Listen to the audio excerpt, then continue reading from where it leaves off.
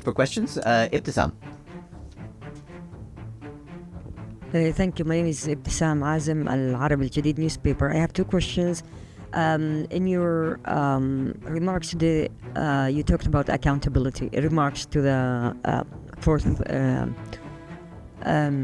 committee, you talked about accountability regarding UNRWA staff and also your facilities. Could you elaborate a little bit on that? How would accountability look like for you? And then also on the issue of the role that UNRWA could play when it comes to implementing the New York Declaration and the Trump Plan, and whether you are in contact with any Americans here in the UN or in Washington. Thank you.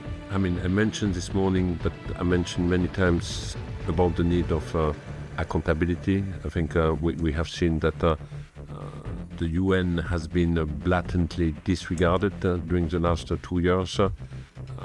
By any account, you look at the number of humanitarian workers or UNRWA workers who have been killed, the number of premises which have been damaged or completely destroyed. They haven't also been used for military purposes during the last 2 years.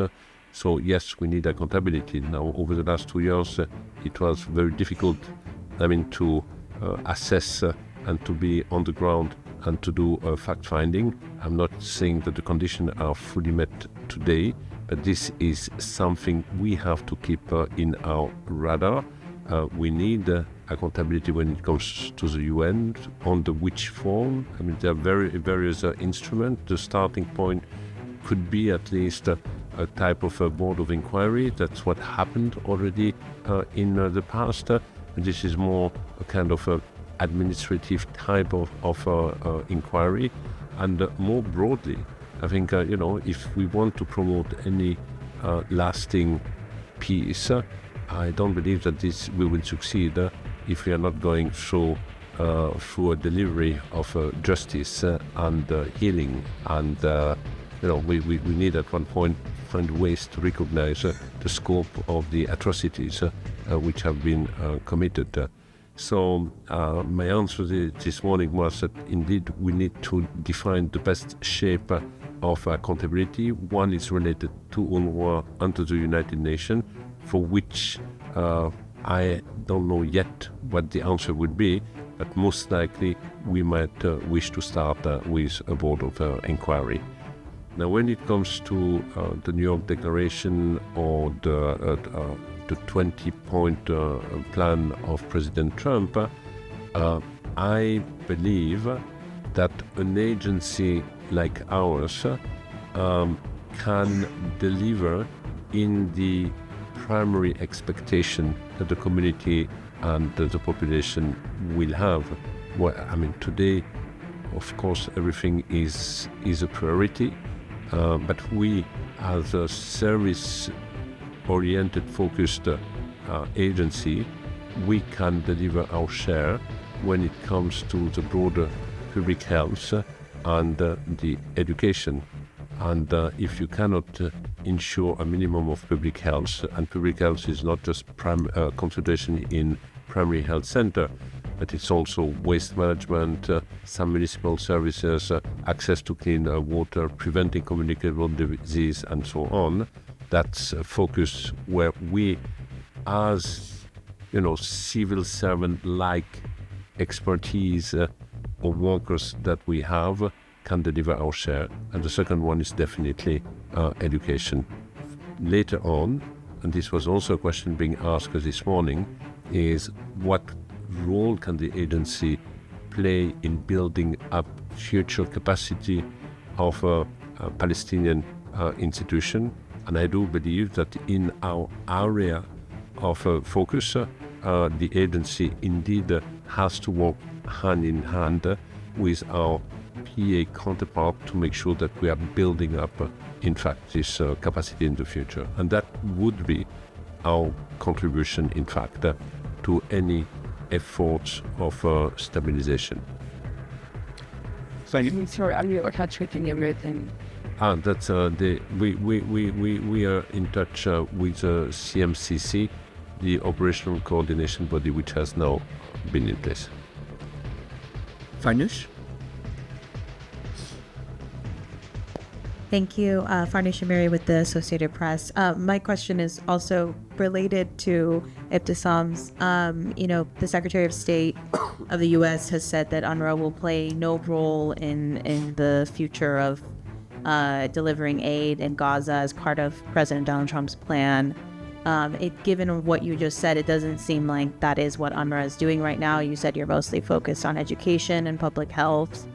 Has any of your work been impacted or impeded by the last few weeks when the ceasefire took place and that the CMCC is now operating around the borders? Since the ceasefire is in place, we have expanded our services, scaled up our services. Now, it is true that the agency continue to be constrained when it comes to bring in supply, when it comes to bringing in food.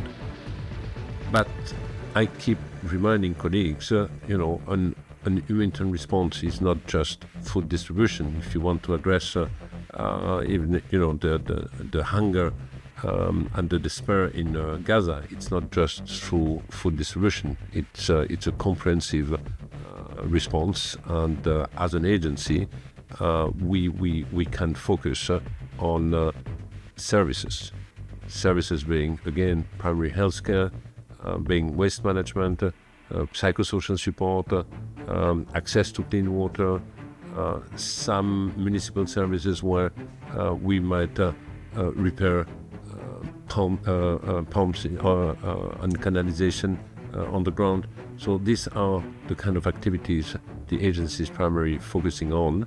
We do some food distribution with partner, mainly in the shelter that we are managing because, as I said, we have 75,000 people in our premises so far.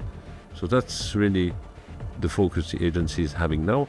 Obviously, we are also looking at on how can we bring our supply into Gaza. You heard me last time when I was highlighting that we have the equivalent of about 6,000 trucks in Egypt and in Jordan. This is not yet in, and we are looking at with the other partner of the UN and also with the CMCC how this can be brought in. It is, again, when it comes to the movement into Gaza for the agency, we are under a number of restrictions, as you know, which are very much related to the piece of legislation in place in Israel. Deji? Hi, Mr. Lazzarini, shooter with China Central Television. I have two questions. We know there's a funding issue of UNRWA. You just mentioned you're the largest employer in Gaza. You have 12,000 local staff there. How did you pay them, or do they receive salary from UNRWA? That's the first question. And secondly, we know the difference between last time here and this time is there's a major ceasefire. After the ceasefire, you just mentioned you have scaled up operations, but for UNRWA particularly, what would be currently the challenges still facing? And is there any positive change in the relationship between UNRWA and the Israeli Authority? Thank you. Short answer on the salary, yes, they are still paid. As you know, it's very unsettling in UNRWA because we are constantly on the edge of the cliff of a financial implosion. Basically, we run week by week, month by month. I know that as of today, we will be able to process our salaries in November, but I have no idea or no visibility if we will be able to process our salary in December. This morning I highlighted the fact that our shortfall between now and the end of the first quarter is $200 million. Previous year, when we reached December, we say, well, we just have to bridge December, and in January we will have the new contribution of the new year. But this contribution at the beginning of the year used to be the U.S. contribution that we don't have. So we will not have the big influx of money at the beginning of January 26, and this is the reason why I'm stressing, highlighting the gap between now and the end of the first quarter, because we know that after the first quarter, many of our traditional donors will start to process their contribution of 2026. But so far, the salaries in Gaza and elsewhere across the region have been processed. You also heard me that we have put in place a number of drastic cost control measures across the agency, which has allowed the agency to, I would say, to save. It's not necessarily to save, but to prevent the spending of an additional 150 million US dollar. The second question was on. Sorry. The challenges with the ceasefire. What is the major challenges and the relationship between UNRWA and Israeli authority? You know, the main challenges, and this has been my key ask, is we need to safeguard the operational space of the agency in Gaza.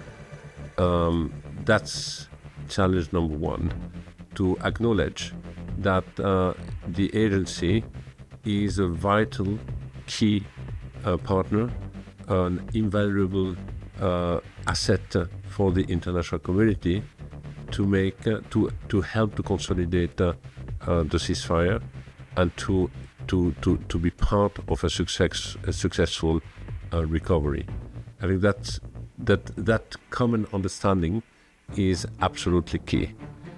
Then we need obviously to find ways to bring back our supply,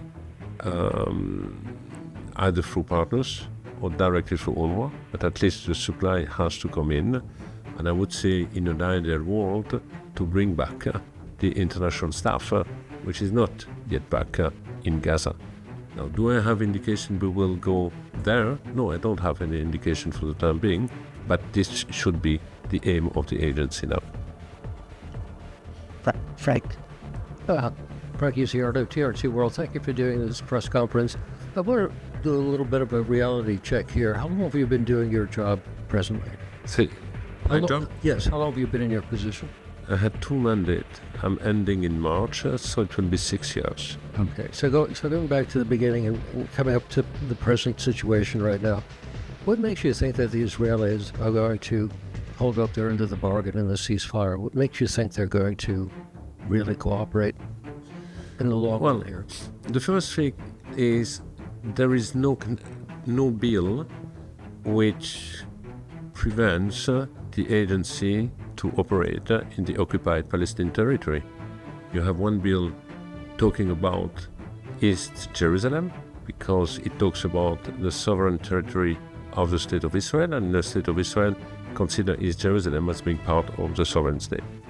Second bill is to prevent official relation between the UNRWA management and the Israeli authorities.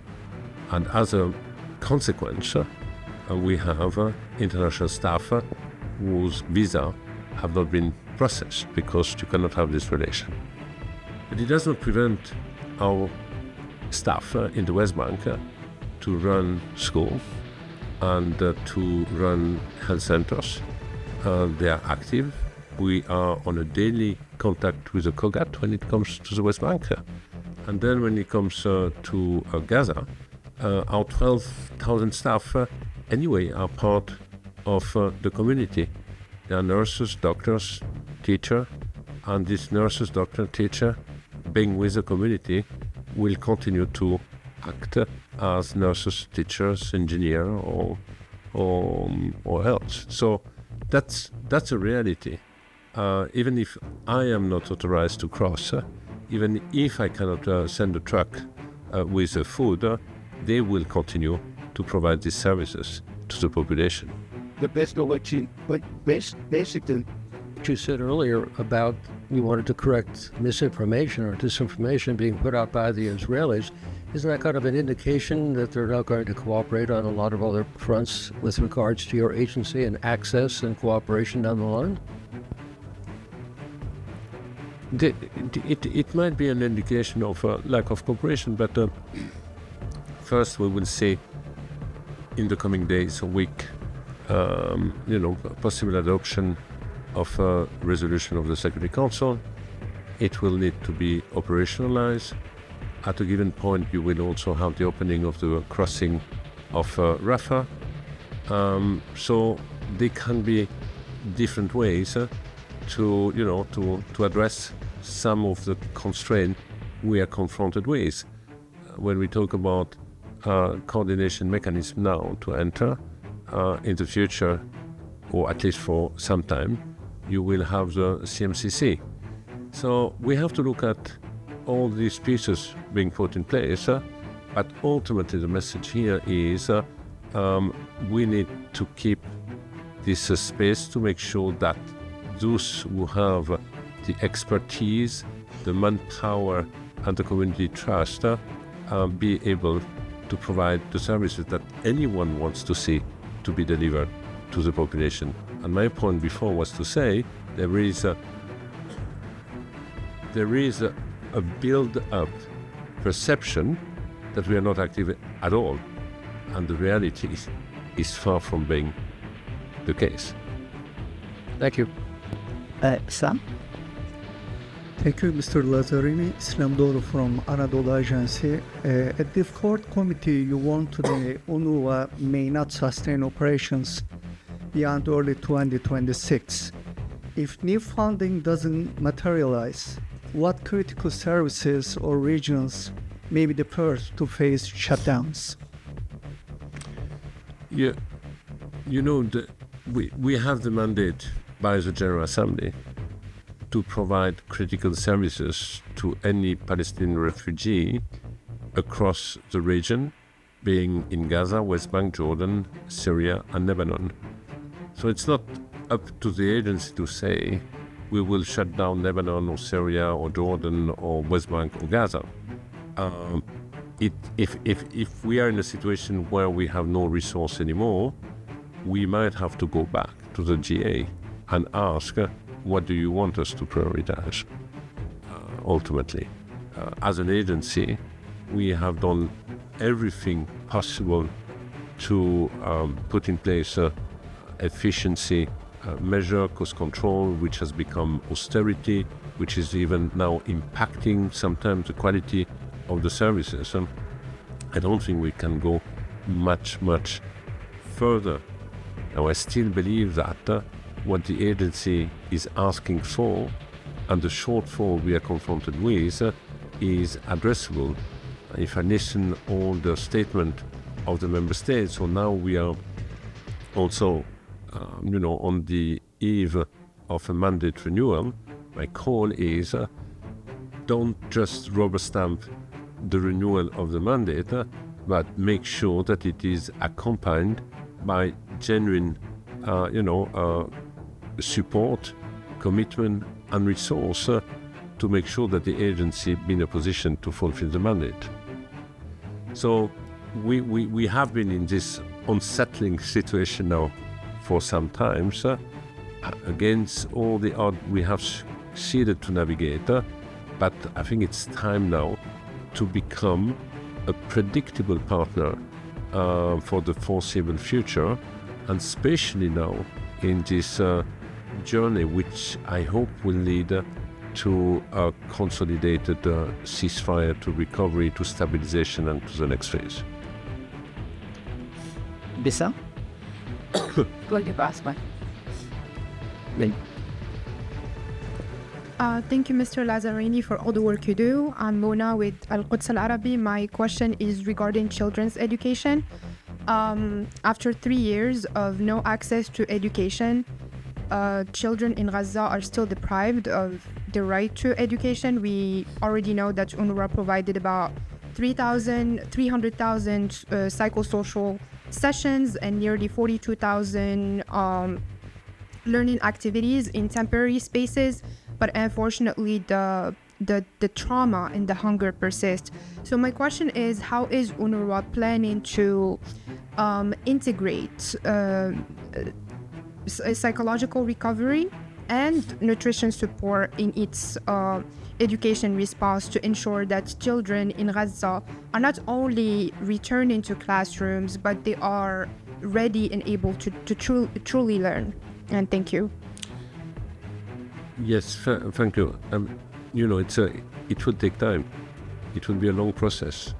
I don't think we can pretend that the children in Gaza are back in a full traditional type of education. As you indicate, they have gone through 2 years of extraordinary duress, trauma, which needs to be addressed. On top of that, we do not really have many schools or functioning schools, so we are just bringing them in type of a temporary environment, learning environment. The first objective is to try to provide them with some, feeling of normality. The teaching, of course, is still modest. We try to keep, literacy and ability to do arithmetic, but going back to the full curriculum will take some more time. As you said, we have the issue also of the trauma, how to address it, and it's not just the children. The entire population is traumatized, the teacher are traumatized, and we have also to look at how we can support the teacher to better support the children.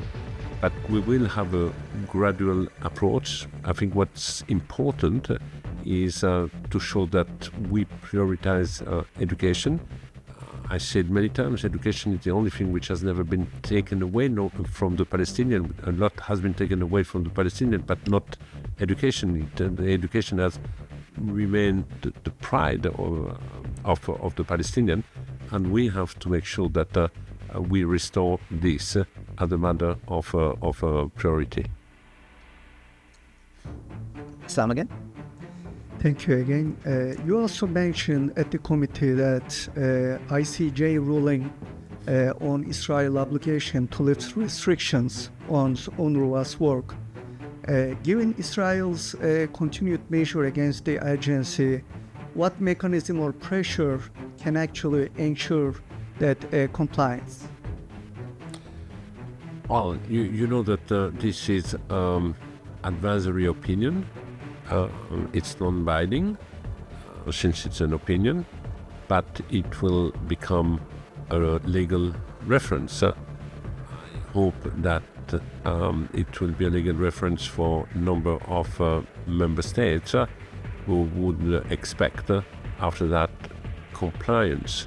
I don't expect that the state of Israel all of a sudden say we will abide to the ruling of the ICJ advisory opinion, but it will become the norm of many countries, friends of Israel, who will also use this as an argument to make sure that an agency like UNRWA be considered, and not only be considered, is part of the UN and the international community response to the Palestinian in the occupied territories. There have been few rulings from the ICJ. A year ago, the ruling saying that occupation is illegal and should end, and now we have this new ruling